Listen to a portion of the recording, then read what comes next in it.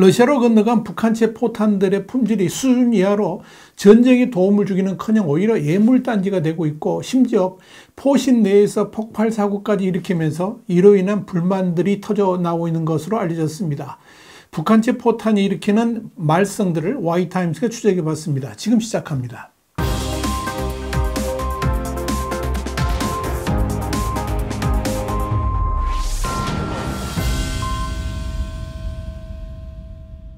우크라이나 군사 매체인 디펜스 익스프레스는 현지 시간으로 9일 러시아군이 북한에서 도입된 포탄을 사용해 본 결과 쏘기도 전에 폭파되거나 사거리가 도대체 예측할 수 없을 정도로 제각각이었다. 그러면서 아마도 포탄을 쏘기 위해 장착하는 화약인 장약 불량이 가장 큰 원인인 것으로 보인다. 이렇게 보도했습니다.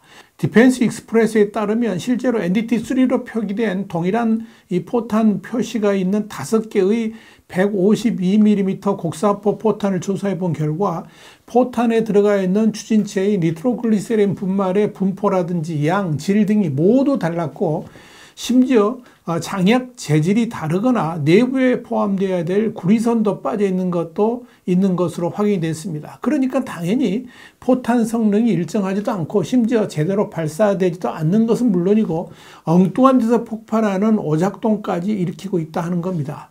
디펜스 익스프레스는 여기에 대해서 포탄에 당연히 들어가야 될 구리선도 존재하지 않았는데, 이는 북한 노동자들이 공장에서 포탄을 만들 때 빼돌린 것이 아닌가 추정된다. 이런 설명도 덧붙였습니다.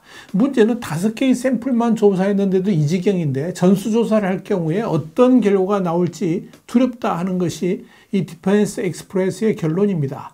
폴란드 매체인 에사뉴스도 현지 시간으로 9일 북한 포탄의 탄약을 검사한 결과 심각한 불량 제품들이 발견돼 러시아를 당혹스럽게 만들고 있다 그러면서, 러시아는 북한으로부터 보급받은 탄약으로 우크라이나를 공격하는 데 사용할 수 있겠지만 문제는 북한 탄약으로 인해서 러시아의 장비 손실을 포함해 예상치 못하는 일들이 발생하고 있다는 점이다. 이렇게 지적을 했습니다.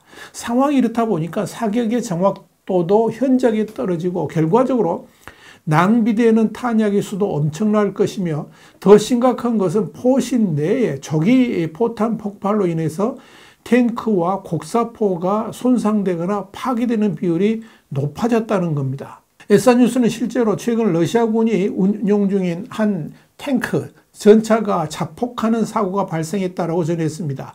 최전선에 투입되기 시작한 북한제 저품질 탄약이 포신 내부에서 폭발한 것으로 추정된다는 것이 이 매체의 분석 내용입니다. 북한산 포탄이 장착된 것으로 추정되는 러시아군 차량 탑재형 자주포가 폭발하는 모습이 담긴 텔레그램 영상이 공개돼서 주목을 끌기도 했습니다. 사실 러시아는 큰 실수를 한 겁니다. 아마도 북한이 2010년 11월 23일 벌였던 연평도 포격전의 실체를 알았더라면 북한제 포탄을 우크라이나 전쟁터에서 사용하려고 했던 생각은 아마 재고했을 수도 있었기 때문에 그럴 겁니다.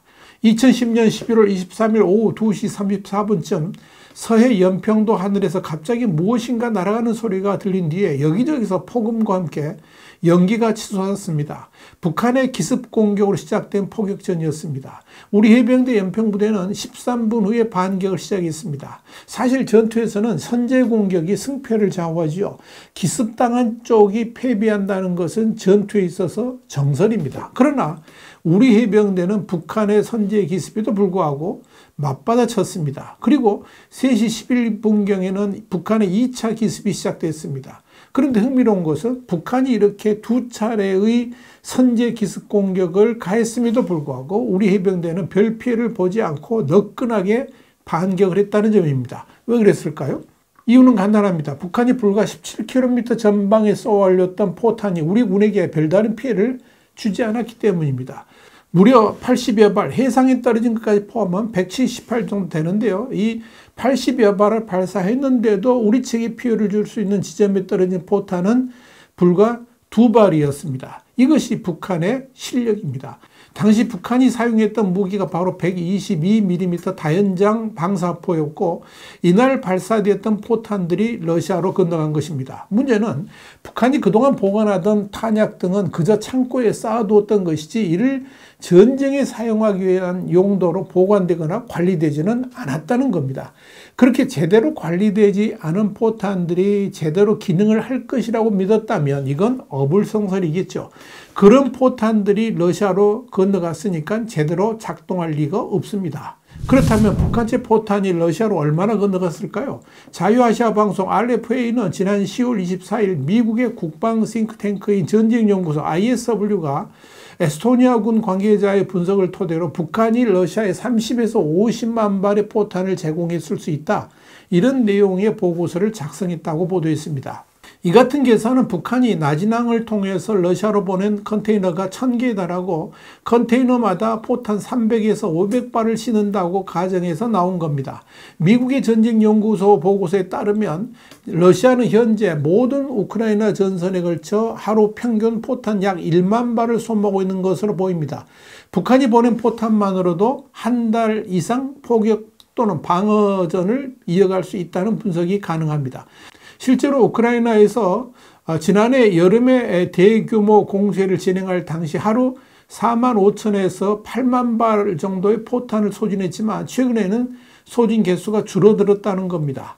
해당 보고서를 작성한 메이슨 클라크 ISW 수석 연구원은 자유아시아 방송과의 인터뷰에서 북한이 러시아로 선적한 화물의 정확한 내용물을 확인할 수는 없지만 구소련식이 생산된 포탄이 포함되었을 가능성이 크다 그러면서 북한이 제공한 포탄은 실패 비율이 평균보다 높을 수 있다라고 전했습니다. 그러나 영국의 더 타임스는 지난 11월 1일 북한이 러시아에 군사 고문단을 파견하면서 100만 발 이상의 포탄을 보낸 것으로 보인다. 이렇게 보도를 했습니다. 우리 국가정보원도 더 타임스 보도 같은 수량으로 추정하고 있는 것으로 보입니다. 그렇기 때문에 상당한 불량품들이 있어도 일단 숫자로 밀어붙이면서 우크라이나 공격에 이 북한제 포탄을 사용하고 있는 것으로 판단이 됩니다. 없는 것보다는 낫기 때문이겠죠. 그러나 이 북한제 포탄을 사용하면 할수록 러시아군이 입는 피해도 커질 수 있다는 점에서 과연 이런 북한의 포탄 수출이 얼마나 지속될 수 있을지는 두고 볼 일입니다. 와이타임 정세 분석이었습니다. 감사합니다.